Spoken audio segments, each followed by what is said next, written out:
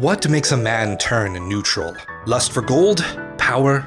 Or are they just born with a heart full of neutrality? I hate these filthy neutrals. With enemies, you know where they stand, but with neutrals, who knows? It sickens me. This book is a comparative exploration of two unlikely games, SteelRising and Lies of P. Both released in 2023, both set in pivotal moments of French history, both games inspired by the games Dark Souls and Bloodborne by acclaimed studio From Software. Both stories about robots centered around the motif of puppetry and dolls. Both stories about the human spirit and what it means to be a real person. Stories inspired by Italian cultural touchstones like Commedia Dell'Arte and Pinocchio, yet vastly different in scope and execution. SteelRising was widely panned by critics, while Lies of P is widely praised as the best Soulslike to be made by a non-From Software studio. While both a kind of science fiction, one of these games is a historical fantasy and the other a historical fiction. Yet what does it mean for a video game story to be either? Because of that question,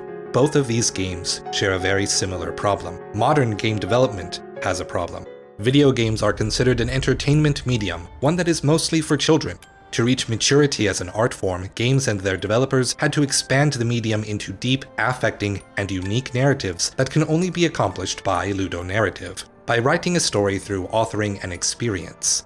For decades, the goal has been to demonstrate to the broadest possible audience an ability to have culturally important stories. Stories like Mr. Smith Goes to Washington, Invisible Man, To Kill a Mockingbird, or Isaac Asimov's I, Robot. Stories that mean something to people because they can see their real values and their struggles reflected in fiction. Games accomplish this feat every year. What kinds of stories are culturally important today? After a brief respite from the wars of the 20th century, today's culture is one defined by increasing political turmoil. The struggles of one's nation and the international stage have entered the home. They are our personal struggles. We have entered into the era of an anti-civil rights movement. The smallest and most vulnerable scapegoats have been exaggerated to the fate of society itself by politicians whose true motives are merely to empower and enrich themselves by convincing society to champion its own collapse.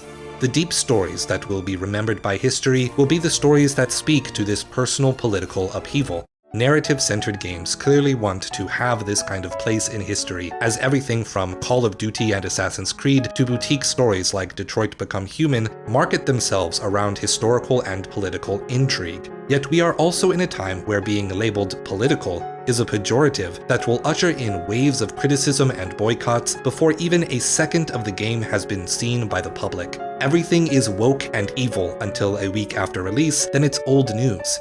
It is fascinating, then, that some game developers would first be doggedly inspired by history, culture, and politics while making a game, only to censor themselves the moment people start looking at the final product. What drives a game to raise its hands and cry apolitical? What drives a game to censor whole schools of philosophy from commenting when seeking publicity? What drives a game to be so politically inspired only to censor itself at the midnight hour? This is All Puppets Are Bastards. Liberty and Labor in the Age of AI. L'union fait la force.